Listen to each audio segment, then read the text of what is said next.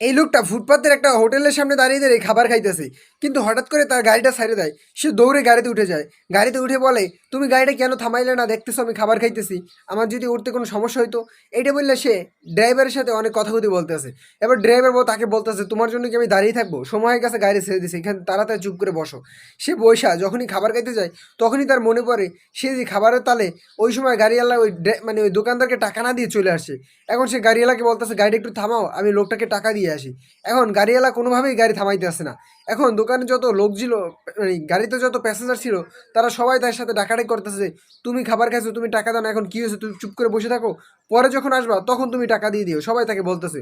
সেই বলতেছে, ভাই একটুখানি দাঁড়ান, 5টা মিনিটের ব্যাপারেই তো আমি টাকা দিয়ে চলে আসবো। কেউ রাজি হইতেছে না, বলে যে না না, দাঁড়ানো হবে না।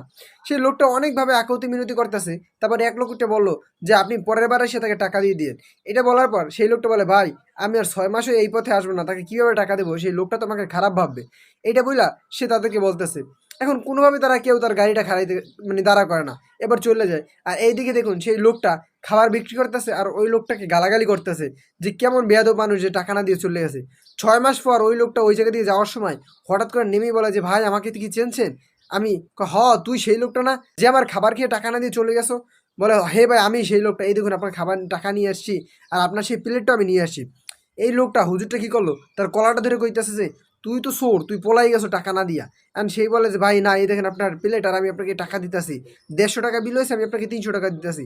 সেই লোকটা বলতেছে, না আমাকে 300 টাকা দিলে হবে না, আমাকে টাকা দিতে হবে তোর 10,000, কারণ তুই গেছো 6 মাস হয়ে গেছে। ওই টাকা থাকলে আমার যদি মূলধন থাকলো আমি এতদিন অনেক ইনকাম করতে পারতাম। এইটা বললা সেই লুবি দোকানদার ওই লোকটাকে অনেক কথা শুনাইতেছে। ওই লোকটা বলতেছে যে, ভাই আমি তো 150 টাকার খাবার খেয়ে গেছি, 6 মাস পর আমি আপনাকে 300 টাকা দিতেছি, আপনি এটাই নেন, সন্তুষ্ট হন, এটাই কি ভালো কাজের প্রতিদান? এইটা বললে সে ওই দোকানদারকে বুঝাইতেছে। কিন্তু দোকানদার তার কলার ধরে বলতেছে, না তোর 10,000 টাকা দিতে হবে, না দিলে তোকে আমি এই জায়গাতে যাইতে পারবো না, যাইতে দিব না, তুই যাইতে পারবি না। এইটা বললে সে ওই লোকটার সাথে অনেক খারাপ ব্যবহার করতেছে। আর সেই লোকটা বলতেছে, ভাই আমি যদি টাকা না দিতাম আপনি কি জোর করে আমার কাছে টাকা নিতে পারতেন? এ পাশ থেকে একটা লোক এসে বলে যে, ভাই এই যে কি হয়েছে?